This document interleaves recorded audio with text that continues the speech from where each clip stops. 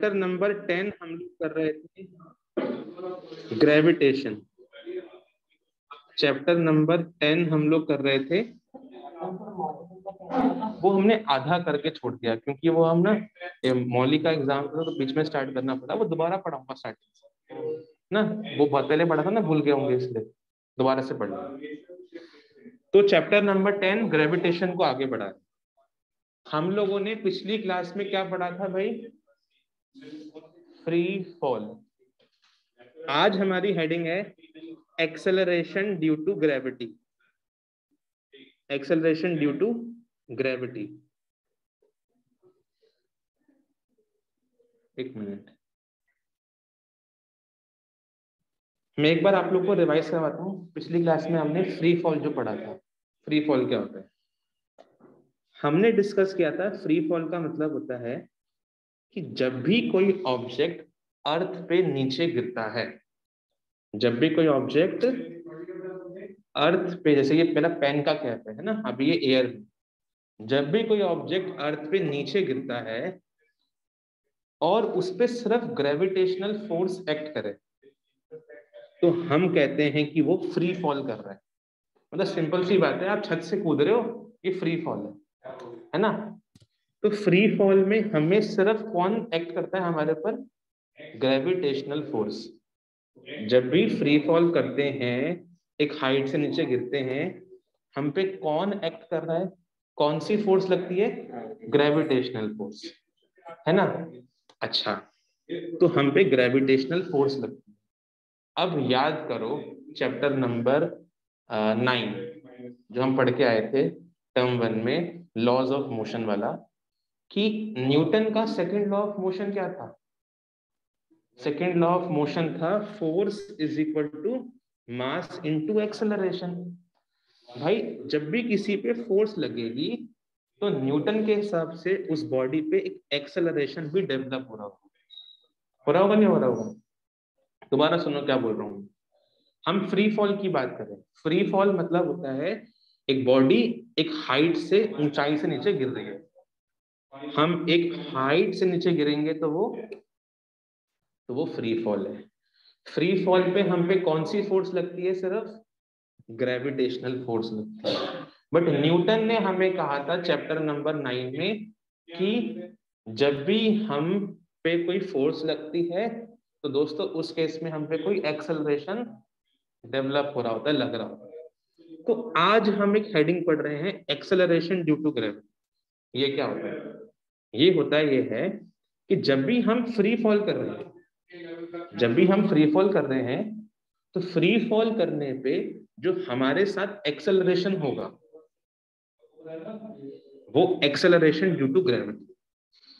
ये अभी बताया ना मैंने आपको, न्यूटन ने कहा था फोर्स लगेगी तो आपके साथ एक्सेलरेशन होगा, है ना। तो एक्सेलरेशन ड्यू टू ग्रेविटी क्या है? आप फ्री फॉल कर रहे हो, आप पे अर्थ फोर्स लगा रही है, तो जो एक्सेलरेशन आपके साथ होगा वो कौन सा एक्सेलरेशन है? Acceleration due to gravity. समझ पा रहे हो मेरी बात सब लोग? पक्का बोलो भाई, ऑनलाइन वालों समझ पा रहे हो क्या है acceleration due to gravity? Very good. बोलो भाई, प्रीशा, कैरव, परी, कमल, समझ में सबको आ रहा है ना? कमल ने बोल दिया यस सर। ठीक है। परी आपको भी समझ में आ रहा है acceleration due to gravity? Okay, लिख लो दोस्तों एक्सेलरेशन ड्यू टू ग्रेविटी का। whenever an object falls on the surface of earth, the acceleration acting on it is said to be acceleration due to gravity, है ना भाई? Acceleration due to gravity. तो जब भी दोस्तों आप लोग अर्थ पे फॉल कर रहे हो तो आप पे जो एक्सेलरेशन डेवलप हो रहा है, लग रहा है, वो एक्सेलरेशन ड्यू टू ग्रेविटी है। अब इसकी वैल्यू कितनी होती है, इसका फॉर्मूला क्या होता है, वो सब ड्राइव करते हैं। ओके,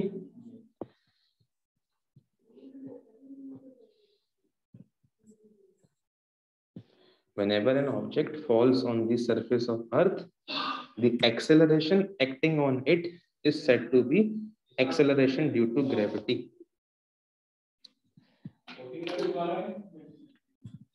अब इसकी वैल्यू और इसका फॉर्मूला देखो, लिख लिया यहाँ तक? लिखो लिखो, कोई नहीं लिखो, हेडिंग अगली हो जाएगी formula of acceleration due to gravity.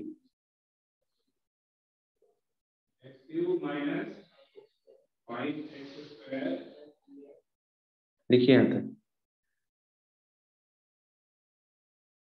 Suppose करो दोस्तों ये हमारी अर्थ है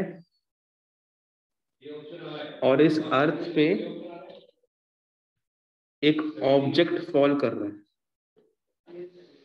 ये अर्थ है, सपोज करो अर्थ पे एक ऑब्जेक्ट फॉल कर रहा है।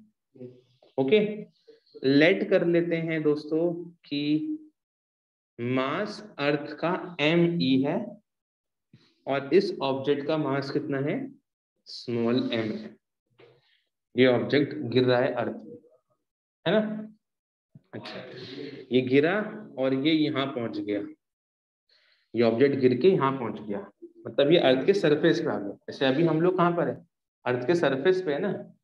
जैसे ये पेन देखो, पहले सपोज करो ये हवा में है, हाइट पे है, ये ऑब्जेक्ट भी हवा में है, नीचे गिरा ये और ये अर्थ के सरफेस पे आ गया।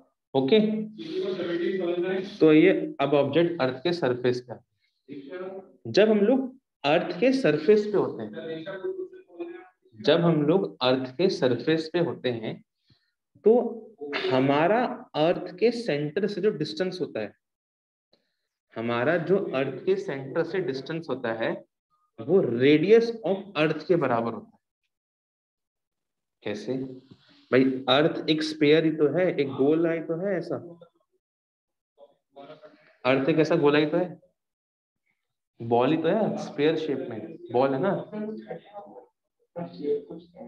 थोड़ा सा मतलब अंडे की शेप में, इलिप्टिकल शेप में, ऐसा नहीं, थोड़ा सा वो ऐसा इलिप्टिकल शेप में, बट अप्रोक्सीमेटली स्फीयर मान लेते हैं उसको। तो जब हम लोग अर्थ के सरफेस पे होते हैं, ध्यान दो, अर्थ के सेंटर से कितना डिस्टेंस है हमारा, रेडियस ऑफ अर्थ, RE बोल रहा हूं मैं। ओके, इतनी बात समझ में आ रही है? पहले एक स्टेटमेंट लिखते हैं, let an object falls on the surface of earth of mass small m। Let करते हैं एक ऑब्जेक्ट है, ये ऑब्जेक्ट अर्थ पे गिर रहा है और इस ऑब्जेक्ट का मास कितना है हमारा, स्मॉल m। पहले इतना लिखो,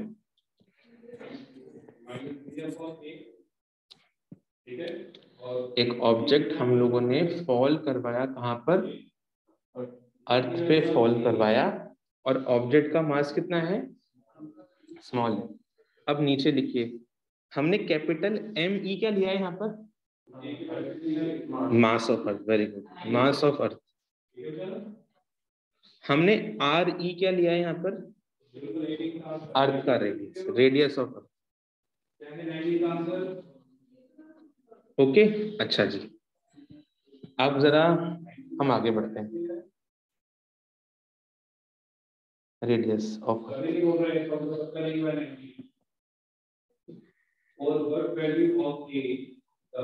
हो गया, हो गया भाई, ऑनलाइन वालों आप लोग का भी?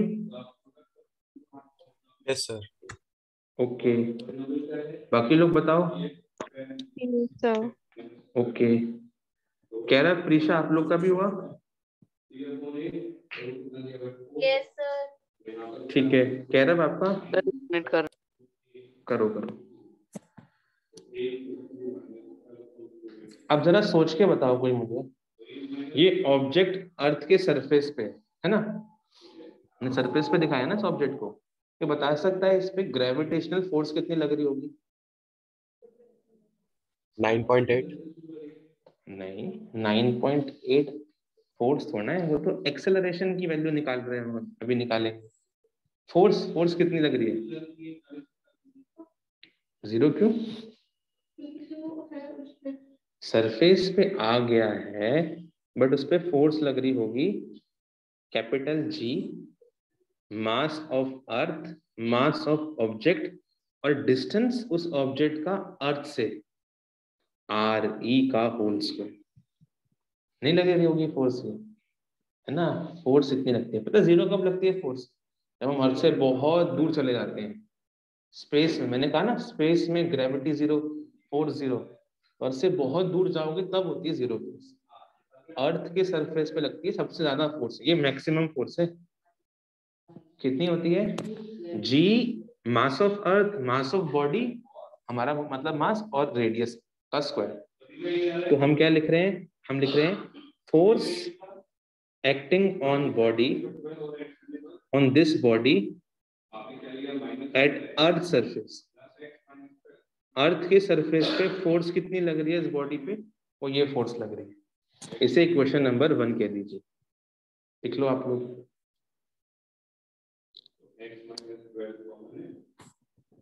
लिखा? लिख लो लिख लो।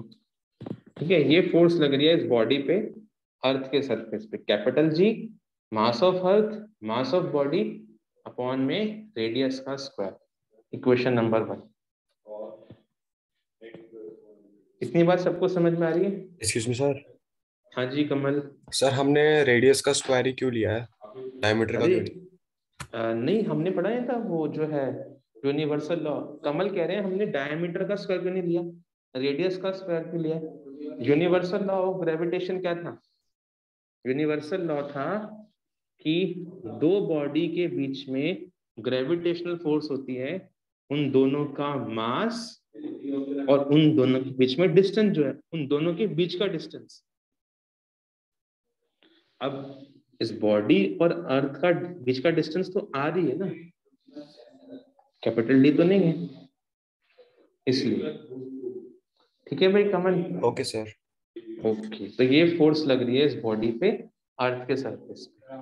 अच्छा, दूसरा फोर्स भी, एक और फोर्स भी लग रही है पता है इस बॉडी पे, according to Newton second law of motion. Force होता है मास इनटू एक्सेलरेशन, है ना। तो हम लिखेंगे also according to Newton second law of motion, according to Newton second law of motion, second law of motion, जो इस बॉडी पे फोर्स लग रही होगी, इस बॉडी पे वो होगी F इज इक्वल टू, अब मुझे बताओ क्या लिखूं मैं? M कौन सा, किसका जी मास? अर्थ नहीं, M किसका, अर्थ का या फिर इस बॉडी का? बॉडी का ही लिखेंगे, बॉडी का फोर्स बॉडी, निकाल रहे हैं बॉडी तो। पे फोर्स लग रही है ना भाई, जिस पे फोर्स लगती है उसका ही मास लिखते हैं हम लोग। तो इस बॉडी का मास स्मॉल m है, तो स्मॉल m, और हमने कहा है कि जब भी हम गिरते हैं अर्थ पे तो हम पे एक्सेलरेशन स्मॉल g होता है। हम सिंबल उसका स्मॉल g दिखाते हैं, ध्यान रखना। एक्सेलरेशन ड्यू टू ग्रेविटी का सिंबल आप भी लिख लो, हेडिंग में भी लिख लो, स्मॉल g होता है। हेडिंग में भी लिख लो स्मॉल g होता है ना। और यहाँ भी लिख दो इस फॉर्मूले कि एक्सेलरेशन ड्यू टू ग्रेविटी को हम स्मॉल g से करते हैं डिनोट। ओके, ये भी फोर्स है, इसे इक्वेशन 2 कहते हैं। तो एक फोर्स लग रही है यूनिवर्सल लॉ ऑफ ग्रेविटेशन से, एक फोर्स लग रही है इस बॉडी पे न्यूटन के सेकंड लॉ से। ये दोनों फोर्सेस हैं, इन दोनों को इक्वल कर दो, आपको स्मॉल g का फॉर्मूला मिलेगा। ओके, समझ में आ रही है कुछ बात? Excuse me sir. हाँ जी कमल बोलिए। सर हमको दो फॉर्मूले मिल गए, तो हम मतलब स्पेशल केसेस में मतलब दूसरे मतलब फॉर्मूले को यूज करेंगे? हाँ, ये वाला फॉर्मूला, अब न्यूमेरिकल्स में ये वाला फॉर्मूला भी कर सकते हो, ये भी कर सकते हो, बिल्कुल सही। हमारे पास दो फॉर्मूले आ गए ना फोर्स के, ये भी आता है ये भी आता है, तो न्यूमेरिकल्स में हम दोनों कर सकते हैं, है ना। बिल्कुल, लिख लिया यहाँ तक सबने? आपने भी? हाँ जी का बोलो भाई, ऑनलाइन वालों लिखा सबने और सबको समझ में आ रहा है कुछ? Yes sir. ओके, बोलो भाई सबको यहाँ तक समझ में आया कुछ? Yes sir. सर एक जब से फर्स्ट क्वेश्चन सेकंड क्वेश्चन शुरू हुई वहां से थोड़ा क्या कह रहे हो, थोड़ा वॉइस कटी आपकी। सर जहाँ से फर्स्ट इक्वेशन और सेकंड इक्वेशन शुरू हुआ ना, वहां से समझ में नहीं आया मुझे। दोबारा सुन लो, कोई नहीं। देखो हम लोग यहाँ निकाल क्या रहे हैं इस टॉपिक में, acceleration due to gravity small जी, है ना, ये निकाल रहे हैं ना हम लोग। कैसे निकालेंगे? हमने कहा एक बॉडी एक हाइट से अर्थ पे गिर रहा है। जब कोई बॉडी अर्थ पे गिर रहा है तो अर्थ उसे अपनी तरफ पुल कर रही है ना।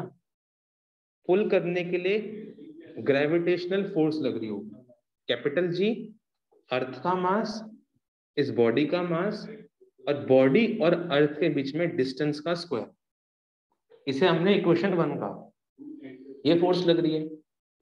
फिर न्यूटन ने हमें बताया था कि फोर्स का फॉर्मूला होता है किसी बॉडी पे, उस बॉडी का mass into acceleration due to gravity. तो हमने ये लिख दिया F is equal to mg। Force होता है मास इनटू एक्सेलरेशन भी, और फोर्स ये भी होता है। ये दो फोर्स हैं, इन दोनों फोर्सेस को इक्वल कर दो, क्योंकि ये भी फोर्स है ये भी फोर्स है, आपको g की वैल्यू मिल जाएगी। ओके कह रहा? ओके सर, मतलब दोनों फोर्सेस की वैल्यू अगर जो वैल्यू है वो इक्वल है तो दोनों फोर्सेस की वैल्यू भी इक्वल आएंगी सर। हाँ नहीं, दोनों की इक्वल है, क्योंकि देखो ना ये भी F ये भी F, दोनों इक्वल आ ही रहे हैं, है ना, दोनों इक्वल आएंगे ही बिल्कुल, इसलिए दोनों को इक्वल कर दो तो g मिल जाएगा हमें। Okay sir. आप लोग क्या लिखोगे? हाँ जी, आप लोग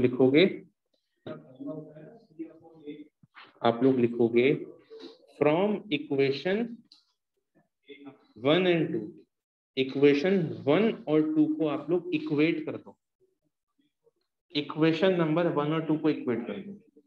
पहले मैं लिखता हूँ इक्वेशन नंबर 2। इक्वेशन नंबर 2 क्या है हमारी? Small m into small ji is equal to, और फर्स्ट फॉर्मूला क्या है हमारा, बोलो, capital G, mass of earth, mass of body upon radius of अर्थ का स्क्वायर। कितना ठीक है? देखो ये भी मास ऑफ बॉडी है, ये भी मास ऑफ बॉडी है, कट जाएगा, हमारा फॉर्मूला बन गया। Small ji is equal to capital G mass of earth radius का स्क्वायर। ये फॉर्मूला होता है दोस्तों एक्सेलरेशन ड्यू टू ग्रेविटी का। Capital G mass of Earth divide में डिस्टेंस का स्क्वायर। कॉपी करें। अब अगली हेडिंग क्या हो जाएगी आपकी? Calculation of value of small G. Small G की वैल्यू को कैलकुलेट कर रहे हैं, और स्मॉल जी है क्या? Acceleration due to gravity. तो इसकी वैल्यू कैलकुलेट करते हैं। पहले आप लिखो as we know that, formula क्या है स्मॉल जी का? As we know that, small जी का फॉर्मूला बताओ जी कोई मुझे। Capital G mass of Earth, very good, radius of अर्थ का स्क्वायर, है ना, ये हम जानते हैं। ओके, सबको यहां तक समझ में आ रहा है ना क्या कर रहे हैं? स्मॉल जी की वैल्यू कैलकुलेट कर रहे हैं। तो हमने पहले ये फॉर्मूला लिख दिया, लिख लो पहले सब लोग यहां तक, फिर बात करते हैं। अब हमें स्मॉल जी की वैल्यू फाइंड करनी, कैसे करेंगे? कैपिटल जी का वैल्यू पुट करो यहाँ पर, अर्थ के मास को पुट करो यहाँ पर, अर्थ के रेडियस को पुट करो, सबको सॉल्व करो, स्मॉल जी की वैल्यू मिल गई। इन सब की वैल्यूज पुट करनी पड़ेगी, बता दो। कैपिटल जी पता कितना होता है आप लोग को? मैंने बताया था पिछली क्लास में भी आप लोग को, कैपिटल जी की वैल्यू कितनी होती है याद रखना, ये पूछ लेते हैं एग्जाम में, याद है हंसी का? वेरी गुड, 6.7 या 6.67 एक ही बात है, 10 की पावर -11। कोई जानता है इसकी यूनिट क्या होती है? मैंने बताया था यूनिट भी कैसे निकालते हैं। देखो जो फॉर्मूला होता है फोर्स का, इसी में से निकालते हैं हम लोग कैपिटल जी की यूनिट। देखो कैपिटल जी का फॉर्मूला क्या है? F इंटू डिस्टेंस का स्क्वायर अपॉन में मास m1 m2, है ना। फोर्स का यूनिट क्या होता है कोई बताओ? Very good, Newton. Distance unit क्या होती है? मीटर, और इसका स्क्वायर करने पे मीटर स्क्वायर। डिवाइड में मास की यूनिट क्या होती है? मास नापते किसमें? केजी में। केजी इंटू केजी मतलब केजी स्क्वायर, ये होती है इसकी यूनिट। ओके, अच्छा। मास ऑफ अर्थ आप लोग को याद नहीं होगा, बट याद करना पड़ेगा क्योंकि एग्जाम में आ जाता है ऐसा क्वेश्चन। क्योंकि अब तो टर्म 2 में आएगा चैप्टर ना, वहां तो आपको सब्जेक्टिव क्वेश्चन आएंगे। मतलब क्वेश्चन आ गया 2 नंबर में, find the value of small G, तो आपको इस फॉर्मूले में ये वैल्यूज पुट करनी पड़ेगी। अर्थ का मास होता है 6 इंटू 10 की पावर 24 kg। कितना मास है, देखो कितना बड़ा है अर्थ का मास, 10 की पावर 24 kg, बहुत भारी है। अच्छा, रेडियस कितना होता है अर्थ का, वो भी याद करना पड़ेगा। 6.4 इंटू 10 की पावर 6 मीटर, है ना? पता है ये कितना हो गया? 10 की पावर 6 कितना हो गया? 10 लाख। तो 60 लाख मीटर, 60 लाख मीटर बड़ा अर्थ का रेडियस है, बहुत बड़ी अर्थ है ना।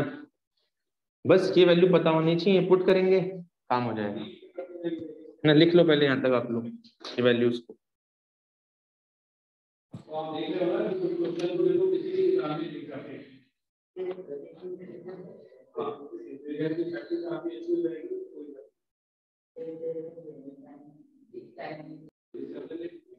बस वैल्यूज पुट करिए, आंसर आ गया हमारा। तो हम लोग कहेंगे कि स्मॉल जी आया हमारा, कैपिटल जी की वैल्यू कितनी है पीछे? 6.67 10 की पावर -11, यूनिट भी लिख दो उसकी, newton metre square KG square. Multiply में आपका अर्थ का मास कितना है? 6 इंटू 10 की पावर 24 kg, यूनिट भी लिख दो उसकी। और नीचे डिस्टेंस कितना है?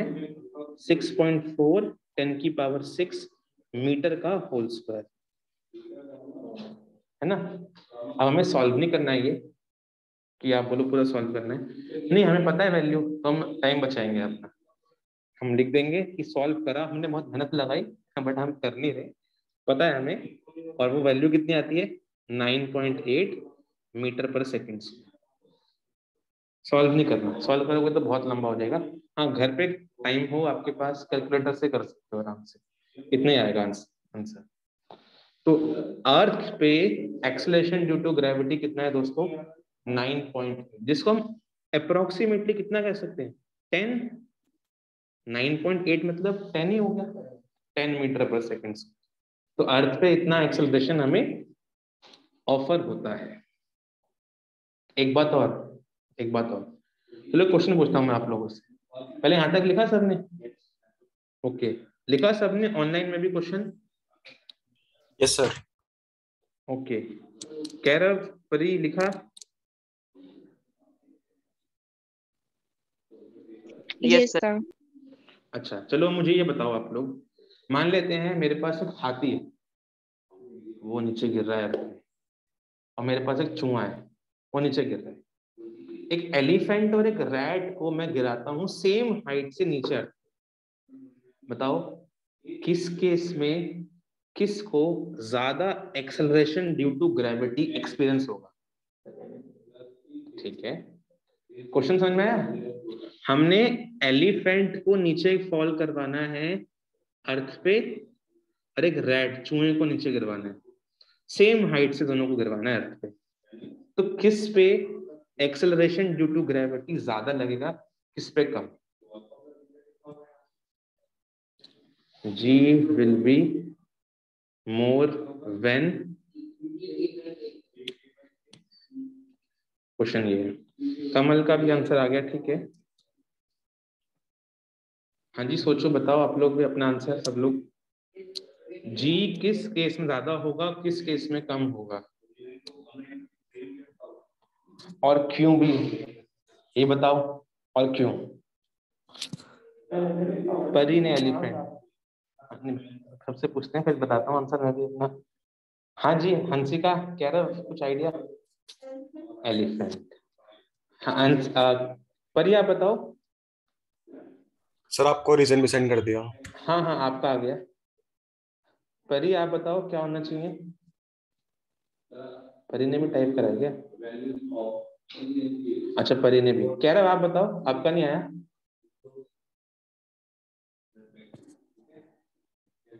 कह सर रहा 9.8। हैं, क्या बोल रहे हो? सर 9.8। नहीं किस पे लगेगा ज्यादा, ये पूछ रहा हूँ मैं तो।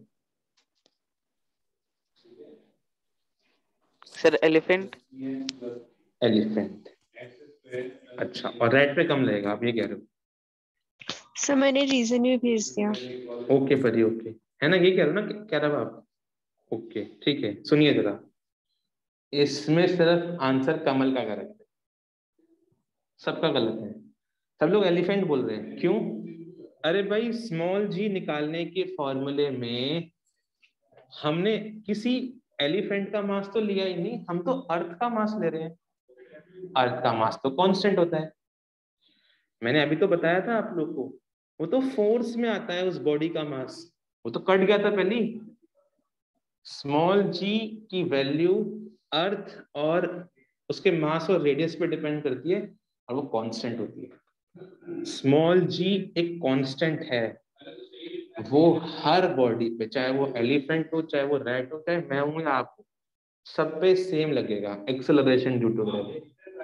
वो तो फोर्स आप कह सकते हो कि हाँ उसका मास ज्यादा है, मैंने फोर्स नहीं कहा, मैंने जी कहा था। क्वेश्चन मेरा अगर ये होता, क्वेश्चन मेरा ये होता कि ना एलिफेंट और रैट में फोर्स कौन ज्यादा एक्सपीरियंस करेगा, तो आप कहते हैं जी एलिफेंट।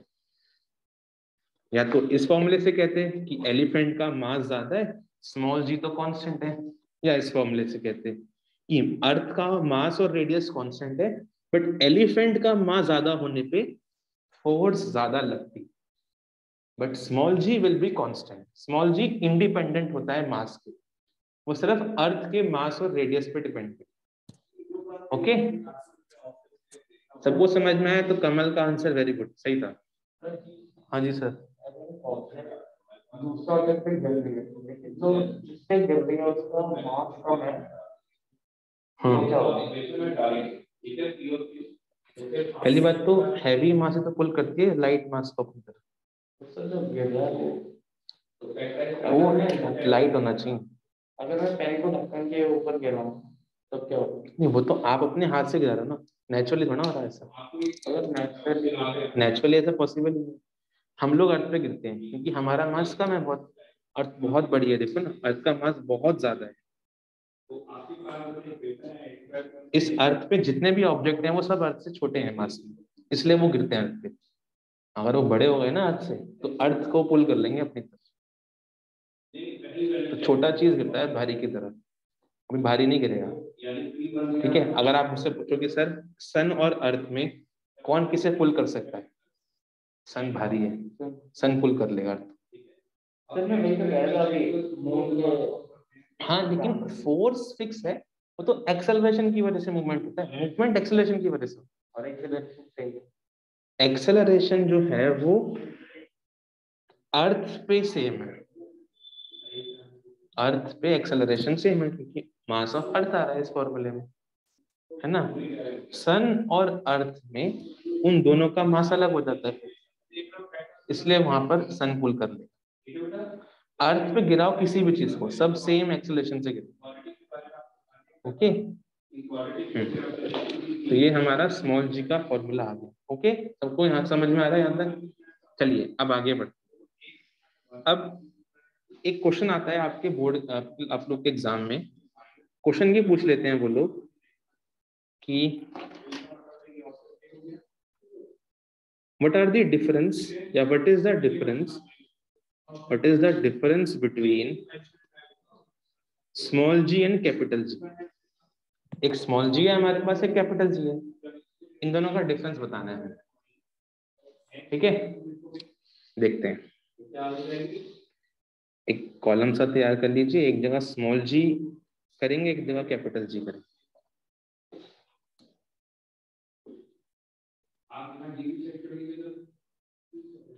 देखा सबने यहाँ तक? पहला पॉइंट इनके डिफरेंस में, मुझे ये बताओ कोई कैपिटल जी का नेम क्या है, क्या बोलते हैं कैपिटल जी को? बोलो, हमने पढ़ाया था जब चैप्टर स्टार्ट किया, कैपिटल जी क्या था? Very good. कैपिटल जी क्या है हमारा? Capital G is universal gravitational constant. Capital G is universal gravitational constant. Capital G universal gravitational constant होता है। अब ये बताओ फिर कोई स्मॉल जी क्या होता है, सोच के। अभी हमने देखा था स्मॉल जी, अभी आपने लिखा भी है। Sir very good, acceleration due to gravity. बिल्कुल। स्मॉल जी है, small ji is acceleration due to gravity. Okay, acceleration due to gravity. ठीक है, यहां तक इतना समझ में आ रहा है ना? ओके। सेकंड, इनका डिफरेंस, इनकी वैल्यूज कितनी है? कैपिटल जी की बताओ कोई वैल्यू कितनी है? Capital G is equal to, very good, capital G है 6.67 10 की पावर -11। यूनिट क्या है इसकी? अभी देखा था हमने, न्यूटन मीटर स्क्वायर। देखो अभी लिखा था ना, न्यूटन मीटर स्क्वायर पर केजी स्क्वायर। अब बताओ स्मॉल जी की वैल्यू कितनी है अर्थ पे? अर्थ पे 9.8 है ना? Small ji is equal to 9.8 metre पर सेकंड स्क्वायर। बट ये कहां पर है? अर्थ पे। मून पे अलग होती है इसकी वैल्यू, है ना? ऑन अर्थ, अर्थ पे इसकी वैल्यू 9.8 होती है, 10 है ना? अच्छा, थर्ड डिफरेंस इनके बारे में,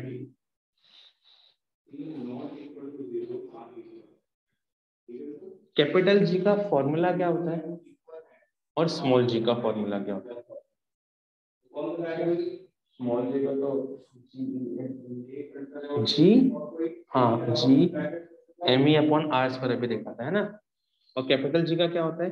वो यूनिवर्सल लॉ वाले फॉर्मूले से, जो अभी बता रहा था मैं आपको, यूनिवर्सल लॉ में जो है थोड़ा सा इसको चेंज कर दो। जी होता है force distance square upon m1 m2, है ना? तो capital G, the formula of capital G is equal to force into distance square upon m1 m2। और स्मॉल जी का फॉर्मूला क्या है? The formula of small ji is equal to capital G mass of earth, radius of अर्थ का square on earth. ये formula अर्थ के लिए है ना, मून पे अलग होगा क्योंकि वहां मास ऑफ मून आएगा। On earth. और एक लास्ट डिफरेंस इनके बारे में,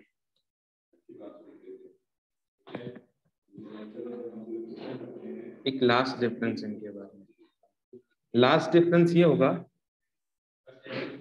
कि क्या कैपिटल जी वेरी कर सकता है और क्या स्मॉल जी वेरी कर सकता है, ये पता नहीं। कैपिटल जी आपका अंदर, सर कैपिटल जी आपका कांस्टेंट होता है हर जगह। देखो ना, इसका नाम ही क्या है? Universal gravitational constant. पूरे यूनिवर्स में, अर्थ पे नहीं, पूरे ब्रह्मांड में, पूरे यूनिवर्स में capital ji will be constant. उसकी इतनी वैल्यू रहेगी। स्मॉल जी का क्या हिसाब है? स्मॉल जी की वैल्यू अर्थ पे तो कांस्टेंट है, बट वो मून पे अलग है, यूनिवर्स में 0 है, तो वेरी करती है ना, प्लेस टू प्लेस वेरी करती है ना भाई? ठीक है, कैपिटल जी कैसे लिख लो? The value of the value of capital G is constant in whole universe। क्या लिखा मैंने? The value of capital G is constant in whole universe। पूरे यूनिवर्स में कैपिटल जी कांस्टेंट है। लिख लो आप लोग। The value of capital G is constant in whole universe. पूरे यूनिवर्स में कांस्टेंट रहता है, कभी वेरी नहीं करेगा। स्मॉल जी के बारे में बताओ। बाकी प्लेस टू प्लेस वेरी करते हैं। तो हम जनरल बात करें तो बोलेंगे the value of small g varies place to place. Place to place small g will vary. Copy करो दोस्तों, ये इनका डिफरेंस। हाँ, exercise question number 1। How does the course of gravitation between two objects change when the distance between them is reduced to half? Question कह रहा है, suppose करिए मेरे पास एक बॉडी ये है और मेरे पास एक बॉडी ये है ना। सपोज करते हैं इनके बीच में डिस्टेंस कितना है, d है, और लेट कर लेते हैं इनका मास m1 है, m2। तो इनके बीच में कुछ ग्रेविटेशनल फोर्स रही होगी। अब क्वेश्चन कह रहा है कि एक काम करो, इन दोनों ऑब्जेक्ट्स के बीच में जो डिस्टेंस है वो आधा कर दो। क्या कर दो, डिस्टेंस आधा कर दो। मतलब d का आधा कितना होगा, d/2। तो डिस्टेंस d/2 करने पे आपको बताना है कि नई ग्रेविटेशनल फोर्स कितनी होगी, कैसे वेरी करेगी। चेक करते हैं, ऐसे नहीं बता सकते। पहले हम लोग जब डिस्टेंस d था तो ग्रेविटेशनल फोर्स निकालते हैं। जब पहले डिस्टेंस d था, बताओ फॉर्मूला क्या होगा ग्रेविटेशनल फोर्स का। वो आपका डिस्टेंस थोड़ा ना उसमें आएगा, तो एक्सेलरेशन आ जाएगा। डिस्टेंस के हिसाब से क्या होगा, capital G mass of first object mass of second divide में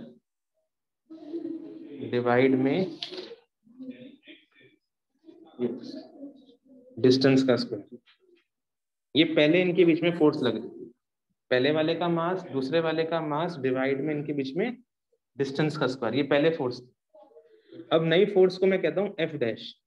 कितनी होगी ये, मास तो दोनों का सेम ही रखा है हमने भी, g m1 m2 डिवाइड में, अब डिस्टेंस कितना है दोस्तों, d/2 और उसका स्क्वायर करना।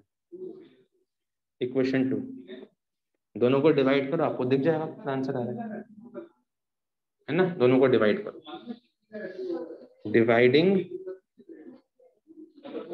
First by second equation. First को सेकंड से डिवाइड करना है।